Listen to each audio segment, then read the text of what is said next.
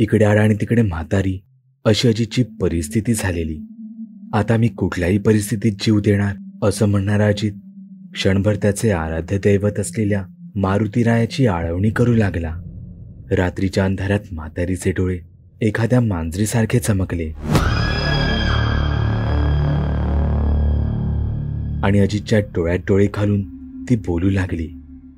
काय रे पोरा, तू भीमाबाईचा लेक नव?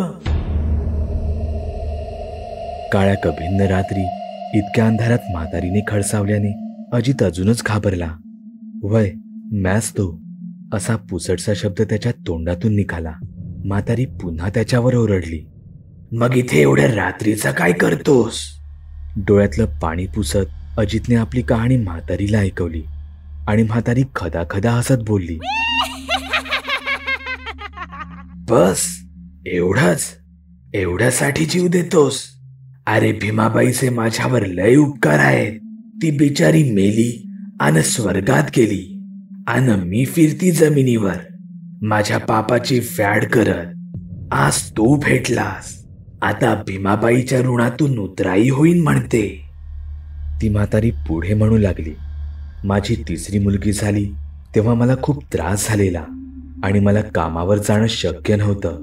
तेव्हा भीमी मला भाकर तुकडा करून घालायची, माझ्या पोरींना बघायची. कधी तिने कंटाळा केला नाही.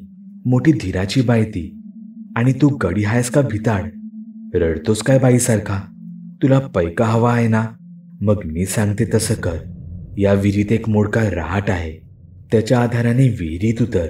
खाली इंचू, खेकडे, साप यांचा सुळसुळाट आहे. त्यातून सांभाळून डाव्या हाताला जाशील तर एका ठिकाणी तुला विहिरीच्या बांधकामातील एक दगड हलका दिसेल. जरा हलवलास की दगड बाहेर येईल. तोच दगड तुझ्या सगळ्या गरजा पूर्ण करील. पण लक्षात ठेव, या जगात काहीही फुकट मिळत नसतं. प्रत्येक गोष्टीची एक किंमत असते.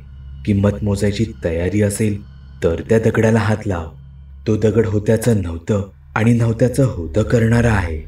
सुरुवातीला अजितचा विश्वास बसेना, पण ही हडळ आपल्या आईची मैत्रीण आहे असे म्हटल्यावर त्याने विहिरीत उतरायचा निर्णय घेतला. असं पण जीव द्यायला निघालो होतो. आता आपलं नशीब आजमावून मरूया, नाहीतर एखादा साप चावून मेलो तरी बेहत्तर. या विचाराने अजित हळूहळू रहाटाच्या आधाराने विहिरीत उतरू लागला. जसा अजित विहिरीत उतरला तशी म्हातारी अजून जोरजोरात हसू लागली आणि म्हणाली. पोरा, प्रत्येक गोष्टीची एक किंमत असते, हे लक्षात ठेव. पण आता त्याला फक्त तो दगड शोधायचा होता. खाली उतरताना असंख्य मुंग्या, मुंगळे यांनी अजितच्या हातापायांना चावून त्याला बेजार केले. पण आपले नशीब आजमावायला निघालेला अजित थोडीच त्यांना जुमानत होता. तो कसा बसा खाली उतरणार, तेवढ्याच ज्या दगडाच्या आधाराने तो उभा होता तो दगडच बांधकामातून निघून बाहेर आला आणि तो तोल जाऊन खाली पडला. आधीच मुंग्या, मुंगळे यांनी त्याला चावून चावून बेजार केलेला आणि इथे काहीतरी त्याला जोरात चावलं. अहो, चावलं म्हणजे काय, विंचवाने त्याला डंख मारला होता. अर्धा एक तास असाच गेला असेल. विंचवाने डंख मारलेली जागा जास्तच ठसठसत होती. पण तरीही अजित दगड शोधत होता आणि त्याच्या लक्षात आले की आपण ज्या दगडावर पाय ठेवून उभे होतो तोच दगड म्हातारीने सांगितलेला दगड आहे. आणि त्याने इकडे तिकडे शोधायला सुरुवात केली. या कोरड्या विहिरीत पडलेली एक काठी घेऊन त्याने सर्व पालापाचोळा व किडे उडवून एका बाजूला लावले. विहिरीत बरेच दगड पडलेले, पण त्याचा पाय पडलेला दगड हा एकदम गोल, गुळगुळीत गोटा होता. तो शोधायला त्याला वेळ लागला नाही. त्याने पायाच्या अंदाजानेच अंधारात चाचपडत तो दगड शोधला व हातात उचलला. तसा तो दगड त्याच्या हातातून अलगद उडला व त्याच्या चेहऱ्याच्या समांतर येऊन त्याच्याशी बोलू लागला. म्हातारीने सांगितलेलं लक्षात आहे ना? प्रत्येक गोष्टीची एक किंमत असते. ती मोजायची तयारी असेल तर हो म्हण आणि मला हात लाव. मी तुझा गुलाम होईन. तुला हवं ते देईन, पण त्याची एक किंमत असेल, नाहीतर आताच इथून चालता हो. अजितला फक्त एकच कळत होतं की हा दगड बोलतोय आणि माझा गुलाम होऊन मला हवं ते मिळवून देणार. म्हणजेच आता माझं कर्ज फिटणार. मला कोणापुढे हात पसरावे लागणार नाहीत.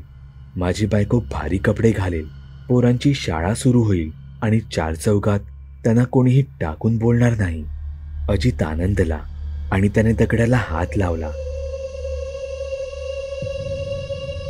त्याने दगडाला हात लावताच त्याला जोरदार विजेचा धक्का बसावा असा भास झाला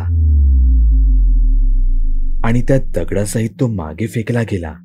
विहिरीच्या दगडी बांधकामावर डोकं आपटून अजित बेशुद्ध झाला व तिथेच काही वेळ पडून राहिला. त्याला शुद्ध आली तेव्हा सकाळ झाली होती. तो गोल करगरीत गोटा तिथेच पडलेला होता. अजितने आपल्या डोक्याला झालेल्या जखमेकडे किंवा विंचवाचा दंश याकडे तितकंसं लक्ष न देता पहिला तो गोटा हातात घेतला. आता ना गोटा बोलत होता ना चमकत होता. बहुधा आपण स्वप्न पाहिलं असं समजून अजितने गोटा पुन्हा त्याच्या जागी लावायचा प्रयत्न केला. तो त्याचा हात आतच आत गेला. त्या दगडाच्या मागे प्रचंड मोठी पोकळी होती. त्याने पटापट हाताने माती काढून बाकीचे दगड काढायला सुरुवात केली. थोडं खणताच त्याला एक मोठा पितळेचा हंडा मिळाला, जो गच्च भरलेला होता व चांगलाच वजनदार होता. हंड्यावर एका फणा काढलेल्या भल्या मोठ्या नागाचे चित्र होते आणि त्याच्यावर बांधलेले कापड जीर्ण होऊन फाटून गेले होते. आत पाहतो तर काय, सगळ्या सोन्या चांदीच्या मुद्रा भरलेल्या. आता मात्र अजित वेडा व्हायचाच राहिलेला. त्यातल्याच काही मुद्रा काढून त्याने हवेत उधळल्या व स्वतःला चिमटा काढून आपण स्वप्नात नाही आहोत ना याची खात्री करून घेतली. दिवसाढवळ्या एवढा मोठा हंडा घेऊन गावातून निघालो तर गावकऱ्यांना शंका येईल, म्हणून अजितने आपल्या खिशात भरता येतील तेवढी फक्त सोन्याची नाणी घेतली व तो हंडा पुन्हा आत सरकवून तो वर चढून गावाच्या दिशेने वेगाने निघाला. विहिरीतून बाहेर आला तो चेटकीण नाही, अगर काहीच नाही.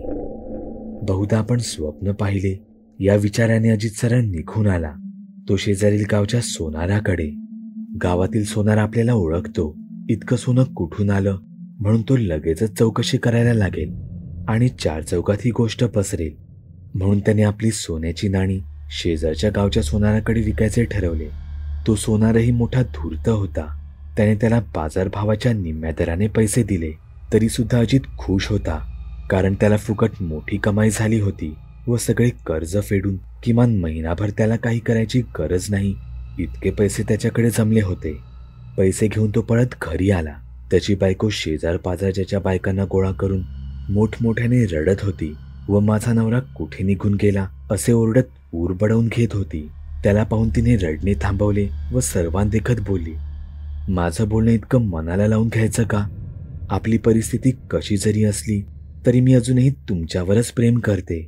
अजितने शेजारी पाजारी यांना घरी जायला सांगितले व घरात नेऊन पैशाची चळत तिच्यासमोर ठेवली. एवढे पैसे पाहून तिचे डोळे विस्फारले, परंतु आपल्या नवऱ्याने नक्कीच काहीतरी वाईट काम केले असा विचार तिच्या डोक्यात पिंगा घालू लागला. अजितने पोरांसाठी नवा मोबाईल, तिला कपडे व घरात लागणारे सर्व सामान वगैरे सगळं काही आणलं होतं. शेवंतीला हे सगळं बघून आनंद झाला, पण एकाएकी एवढा पैसा कुठून आला हे नवऱ्याला विचारण्याचं धाडस होईना. आता अजितच्या डोळ्यासमोर तो मोठा पितळी हंडा होता. एकदा तो हंडा घरात आणला की त्यातील नाणी लागतील तशी विकून आपण उरलेले आयुष्य आरामात जगायचं असं त्याने ठरवलेलं. दुपारी तो झोपला. तो थेट संध्याकाळी दिवे लागणीच्या वेळी उठला. देवापुढे दिवाबत्ती करून तो त्याच्या लहानग्या मुलीबरोबर अंगणात खेळायला निघून गेला. अजून त्याच्या घरात लाईट आली नव्हती. तुळशीपुढे दिवा तेवत होता आणि त्याच्या उजेडात बापले खेळत होते. इतक्यात अचानक काहीतरी सळसळत आलं. गर्द हिरवा साप होता तो सळसळत आला आणि त्याने थेट त्याच्या मुलीच्या पायाचा चावा घेतला. त्याची 5 वर्षाची मुलगी अबोली धाय मोकलून रडू लागली व काही क्षणातच तिच्या डोळ्यापुढे अंधारी येऊन ती खाली पडली. अजितने लगेचच तिला डॉक्टरकडे नेऊन इलाज चालू केले. डॉक्टरने तात्पुरती औषधे देऊन तिच्या पायाला घट्ट पट्टी बांधली व रक्त काढले आणि तिला तालुक्याला हलवायला सांगितलं. अजितने तत्काळ गाडी करून तिला तालुक्याच्या दवाखान्यात नेलं व तिथे ॲडमिट केलं. 2 दिवस झाले पण अबोली काही शुद्धीवर येईना. अजितच्या खिशातला 1 रुपया संपला आणि आता ज्यावेळी त्याने शेवटचा रुपया चहावाल्याला दिला त्यावेळी नर्सातून आनंदाने ओरडत आली, अजित शिंदे, तुमची मुलगी शुद्धीवर आली आहे, पटकन चला माझ्यासोबत. खिशातले सगळे पैसे संपलेले पण पोरगी शुद्धीवर आली. अजितने शेवंतीला तिथेच थांबायला सांगितलं व मी पैशाची सोय करून येतो म्हणून तो गावाकडे जाऊ लागला. त्याला थांबवून बायकोने विचारलं, एवढ्या रात्रीच्या वेळी पैशाची सोय होणार तरी कुठून? अजित म्हणाला, मी सगळं ठीक करतो, आणि तो गावाची वाट तुडवू लागला. आता अजित काय करणार होता? पुन्हा तीच विहीर, तोच हंडा आणि नव्या अडचणी, की अजून काही वेगळं? जाणून घेण्यासाठी पहा गुप्तधन भाग 3.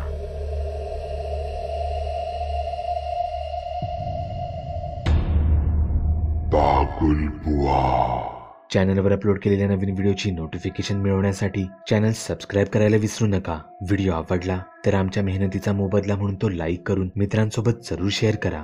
चॅनलवरचे इतर व्हिडिओ पाहण्यासाठी इथे क्लिक करा. तसेच चॅनलवरची प्लेलिस्टही चेक करा. दर दिवशी नवनवीन भूतांचे व्हिडिओ बनवून मी तुमचं मनोरंजन करत राहू याची खात्री बाळगा.